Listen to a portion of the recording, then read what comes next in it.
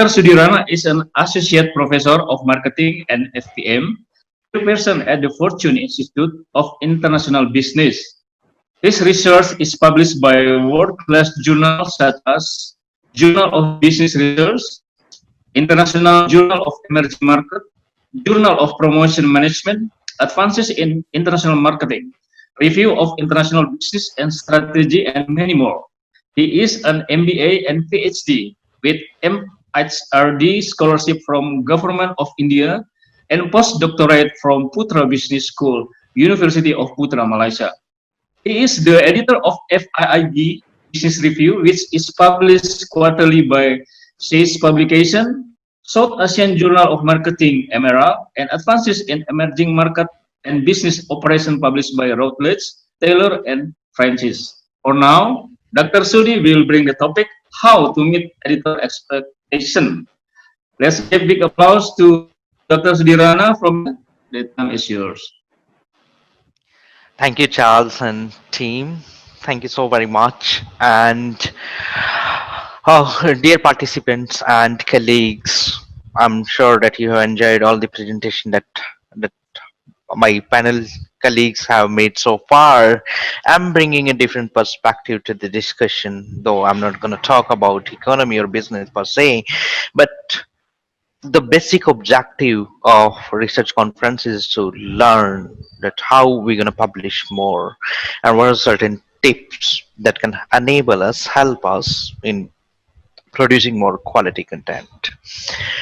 Quality depends on view sometimes. Somebody may like your article, can give you a good kudos, and other editor may not. So the perspective that I'm trying to bring into the discussion is either my own experience being a scholar, or I have looked at the things when I see my editorial roles. Currently, I'm working with three publishing houses: Sage, Emerald, and Diller and Francis. And since 4 years, I'm seeing and observing, handling more than 1,000 manuscripts in a year. So I'm going to share that what editor expects from you, and how do you win mind and heart of the editors. Though you may agree to it or not, you might have experienced it or not, but my findings are very generalized, to which I want to take you through. The first thing that you need to understand is all the journals, they do not have the similar expectations. Journals vary in terms of their expectations, and so the editor does. Journals vary because they cater to a different audience. A journal which is published by a global publisher will have different expectations from the one which does not have a global readership. A journal which is, if you follow the Scopus ranking, if a journal is Q1, will have other expectations than a journal that is Q4 or Q3. So they vary. They also vary from subject to subject. A science journal will have some other expectations. Some finance journal will have some other expectations than to a marketing journal. So they vary within the domain, and they vary other than the domain, across the domains.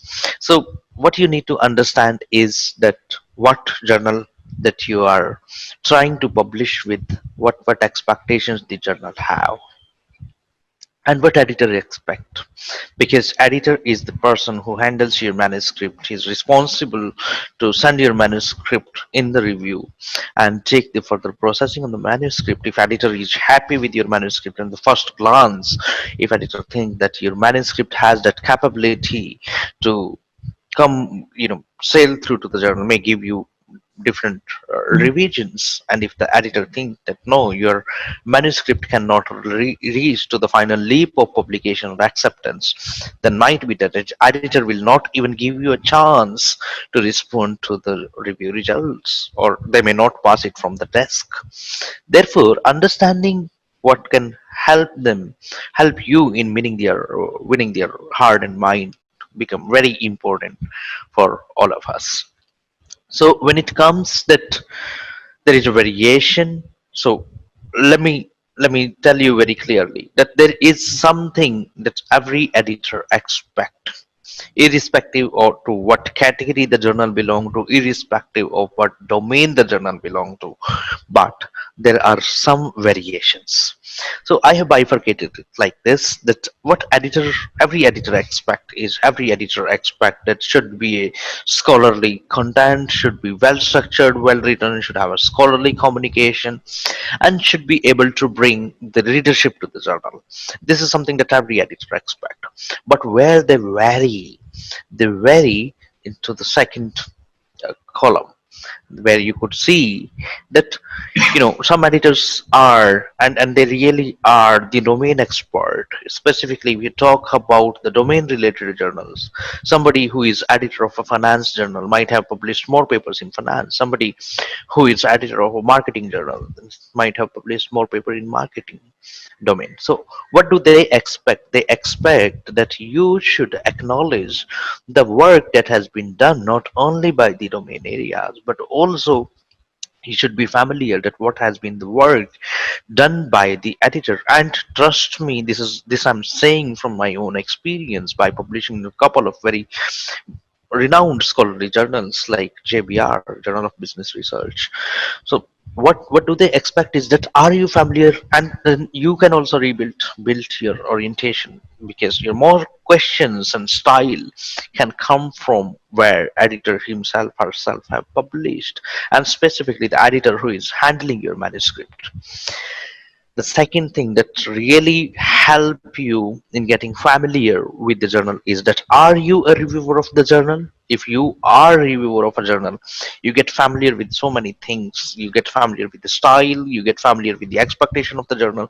You also do know that how much active the editor is. You also get to know whether paper, what is the turnaround time of the manuscript, so that you know that before you submit your manuscript, that who is going to take care of it, what kind of comments are going to be there. Third is the recognition. Editors want a little bit of recognition in terms of the scholarly work that they publish, not only what they personally publish, also to what their journal publish. And therefore they like to look that, have you been reading their journals, have you been referring papers that are being published in their journal.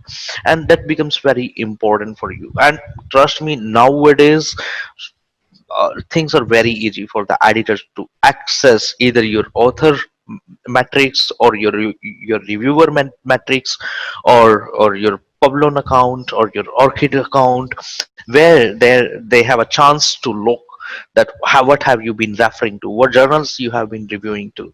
And okay, I'll give you some practical things. When I open the peer review system STS of any of my publisher, I'm able, in one click I'm able to see that who this person is, who is the affiliation, what is the Google Scholar profile, if the Google Scholar profile is available, what is the Orchid, and what is the what Orchid account is carrying. Not only that, whatever paper you have submitted to that particular publisher, for example, how many papers you have submitted to Sage, how many papers you have submitted to Emerald, how many of them decision has been passed on, how many paper you have actually sailed through, how many paper you have reviewed, how many papers you actually accepted to review. So I have all your historical scholarly data available, and from there, editor frame their orientation. That's very important for you to understand. If you volunteer to review, and if you have you give regularly a recognition to what their journal have been publishing, that shows that you have been reader of the journal, and therefore you are familiar with what journal publishes. So you should cite them. Okay, you really need to think that, is it the journal where the possibility of acceptance is there.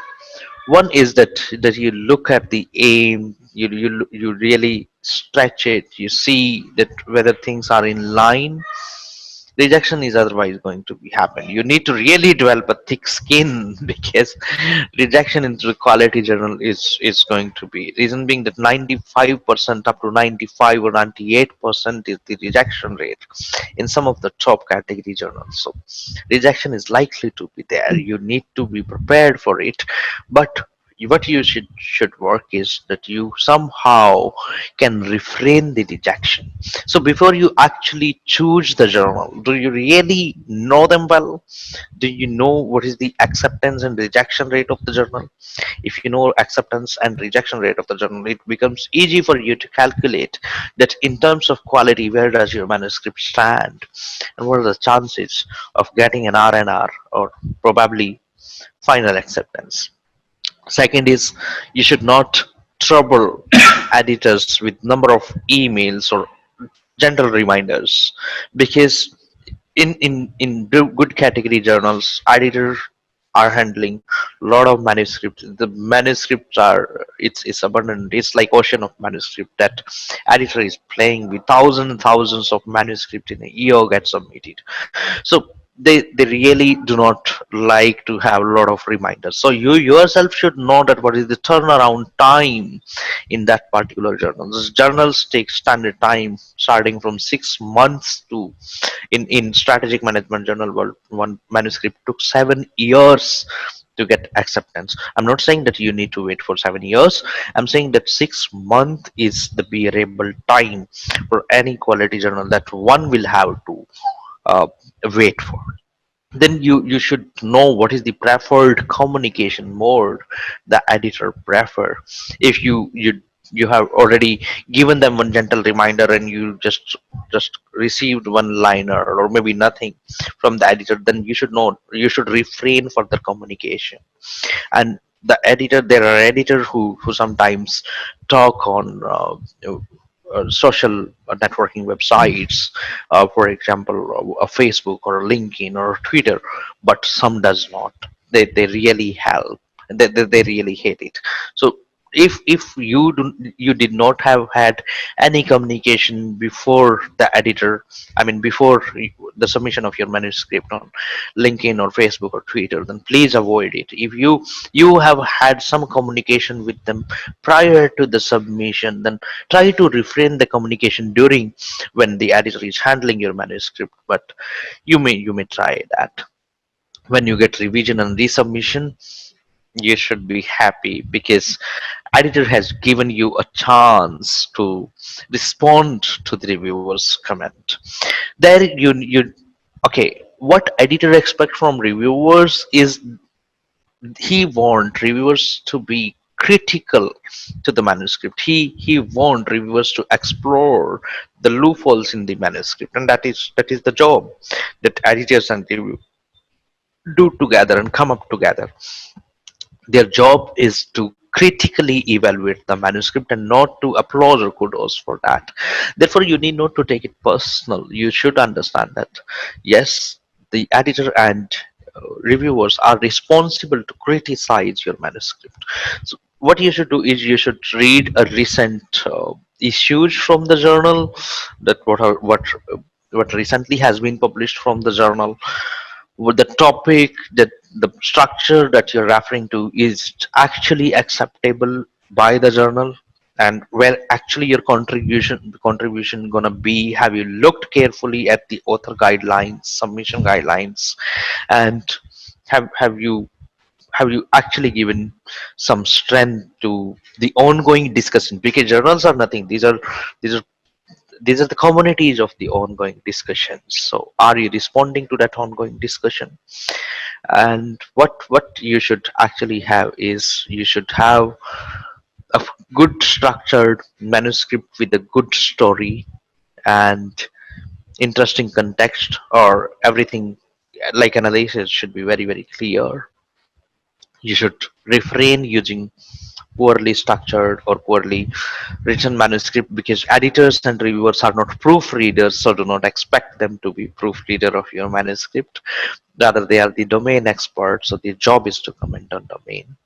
uh, when you review and when you submit, this is a form that I took from one of my journal. uh, that before coming to editor, our assistants they check the manuscript. These are called ATMs or uh, desk support people. They look at your manuscript and they simply have a checklist. So you should know that what is the checklist, where are the checkpoints, so that your manuscript do not get desk rejection. And trust me, in our journal, because these are more regimentary journal and people who are working as editor are really occupied, so we do not burden all of us. In my journal, we are in one of our journal we have 8 associate editors, and in FIIB Business Review is a recent Scopus journal. We have 4 associate editors, so we do not burden our associate editors with a lot of manuscript assignments. So our assistant do this job with, they do desk rejection. 70% of the papers they get desk rejected. So what you need to do is you'll have to somehow save the desk rejection so a domain expert can read your paper, and then they can take a decision on whether to give you a chance to get into the review process or have an R&R. So this is a sample checklist look like. That how many words should be there, how many keywords should be there, if you are submitting a case studies, the teaching note should be there or not, and external search of the manuscript has been made or not, has the manuscript previously been submitted or not, and if you are submitting revision, have you highlighted the pointers where you have revised, have you blended the review response letter with your manuscript or not. So these are some certain things that you should do when you are into R&R phase. Then you really need to give a detailed letter. What editors and reviewers they both hate is when you just create a table and you say that this was the comment and this is done. So when you write that done, accepted, then editors do not like it. They want to have a detailed response. So you need to bring in response like the this theory has been opted, this model has been opted, or this is how we have corrected. All the authors have looked. If there are multiple authors, all the authors have looked at the manuscript one by one. Excuse So me, Dr. you, Sudhir. yeah, I'm, Sorry to I'm, interrupt. Your time I'm, I'm, I'm almost up. done. These are the final things. So you need to bring in the detailed response to the response letter. So simple alphabets you need to avoid, like this is done, this is not done, incorporated, not incorporated. Avoid that. Write some big lines. So volunteer yourself to review. When you volunteer to review, you actually get access, network, and familiarity with the journals that you deal with. Be persistent. Keep on trying. Keep on writing good articles. You'll get acceptance. Have fun. So these are the final focal points from my side. Value the approach. Ground your research well. Execute a good research approach. Format and structure your manuscript really well before you submit. Thank you so much. My best wishes to all the authors.